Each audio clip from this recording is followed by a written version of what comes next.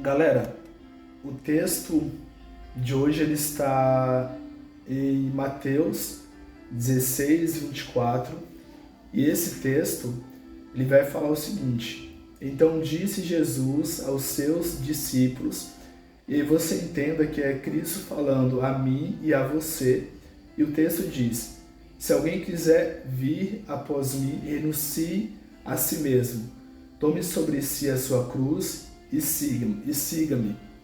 O que eu quero trazer aqui com esse texto é que nós, como cristãos, como servos de Deus, precisamos renunciar o nosso próprio eu, ou usando um termo da psicologia, apesar de não ser psicólogo, devemos destronar o ego. Por quê, galera?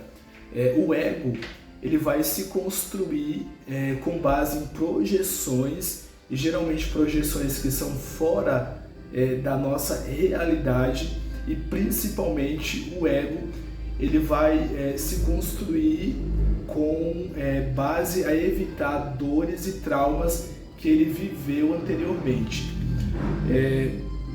Como assim, Manuelson? O ego, galera, entenda o ego como a construção do eu, ou a sua personalidade, tá? Em termos simples. O ego ele busca validação, controle e segurança, ou seja, você vai buscar justamente a validação do outro, e aí desde pequeno a gente já busca essa validação. Isso aí a gente aprende no contexto familiar em casa, e a gente aprende também no contexto escolar. Vou te dar um exemplo. Quando uma criança ela tem um comportamento que as pessoas que estão em volta dela, essas pessoas não aprovam, essa criança vai ser repreendida. Mas quando ela tem um comportamento que o outro, ou as pessoas que estão ali em volta, concorda ou aprova, essa criança vai ser elogiada. Por exemplo, foi bem na escola, a gente elogia, nossa, parabéns, legal, e aí alguns pais ou familiares acabam dando presente, mas se foi mal na escola, a gente tende a repreender. Ou seja, desde pequeno a gente aprende a ser validado pelo outro, e aí o eu se constrói buscando essa validação, ou seja, buscando agradar o outro, e a gente cresce dessa forma. Se a gente parar para analisar, o nosso comportamento ou aquilo que a gente busca ser é justamente para ter aprovação. Vou te dar um exemplo bem mais simples para você entender, e que eu acho que faz parte da sua realidade. Quando você posta uma foto nas redes sociais, ou quando você não só posta uma foto, um vídeo, ou vai a algum lugar, lá no fundo você está buscando a aprovação das pessoas que estão na sua rede social. Primeira coisa que a gente faz é olhar a quantidade de likes, ou seja, essa foto deu like, essa foto não deu.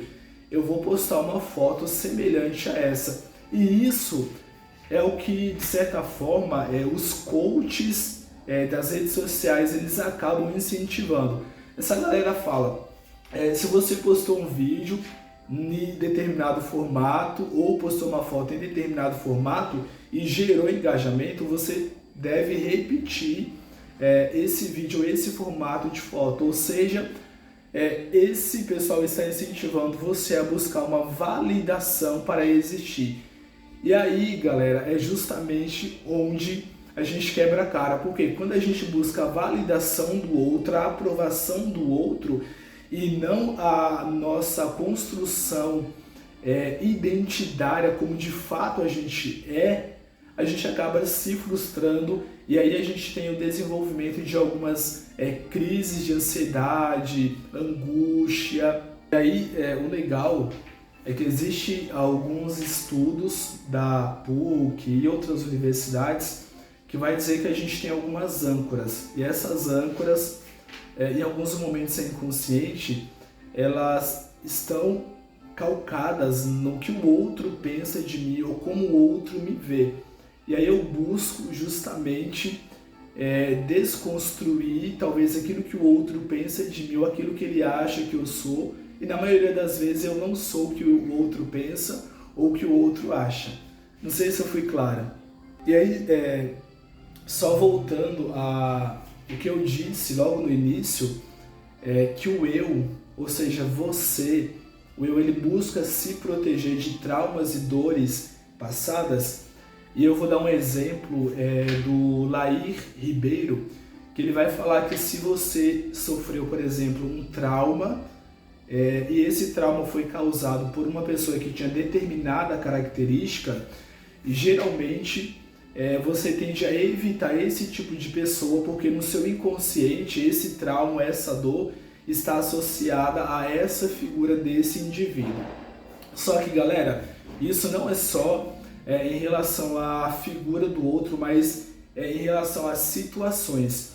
Toda vez que você é exposto a uma situação semelhante a uma situação no passado, e essa situação te causou dor e sofrimento, o seu mecanismo de defesa, ele tende a bloquear ou fugir dessa situação.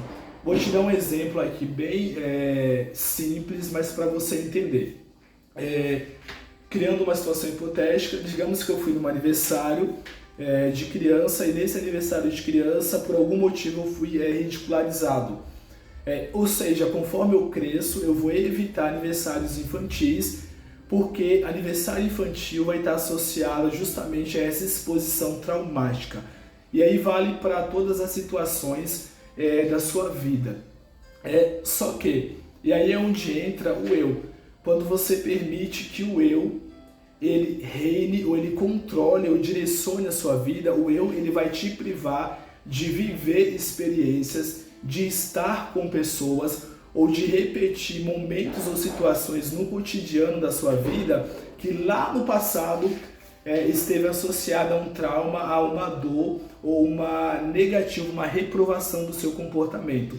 Só que quando você faz isso, quando você permite que o eu controle toda a sua jornada, a sua caminhada, o eu vai privar você de vários momentos, de várias situações, e aí você deixa de viver, não porque você não queira, mas porque o eu está, entre aspas, tentando te proteger de um trauma que você sofreu. Acontece isso, galera, nos relacionamentos. Por exemplo, se você viveu um relacionamento e aí você se entregou, você foi inteiro ou inteira e você se abriu e você foi ferido, o eu ele vai trancar você, o seu verdadeiro ser, a sua identidade, e vai evitar relacionamentos, principalmente vai evitar essa entrega, sabe quando você se joga no relacionamento de cabeça? É isso que eu estou falando.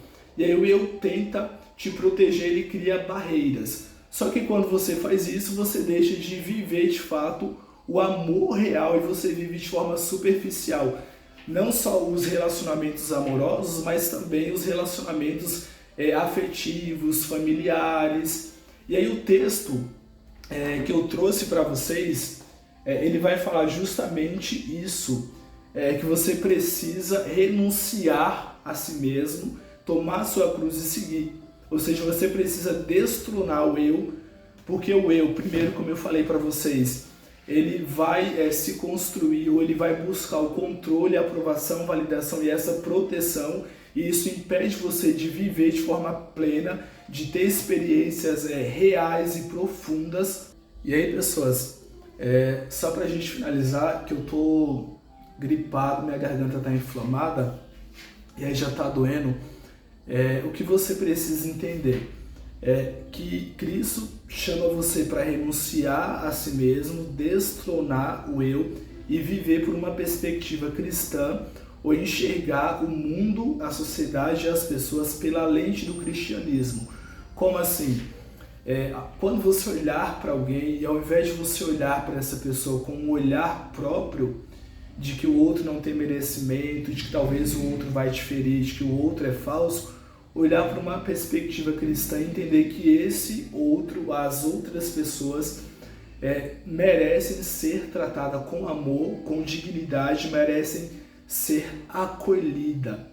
E aí, a cruz nesse contexto aqui, quando o texto fala, tome a sua cruz e siga-me, A cruz, ela vai simbolizar a morte do eu para um renascimento, onde você renasce e se permite ser guiado pelo Espírito de Deus.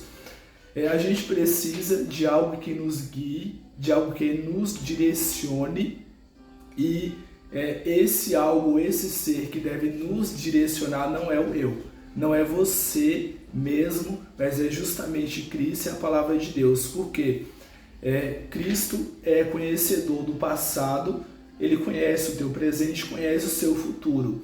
Ou seja, ele conhecendo o passado, presente e futuro, ele consegue projetar a sua vida ou a sua construção identitária para algo maior e para algo que de fato vai trazer contentamento e felicidade. O eu não, ele tende a se esconder.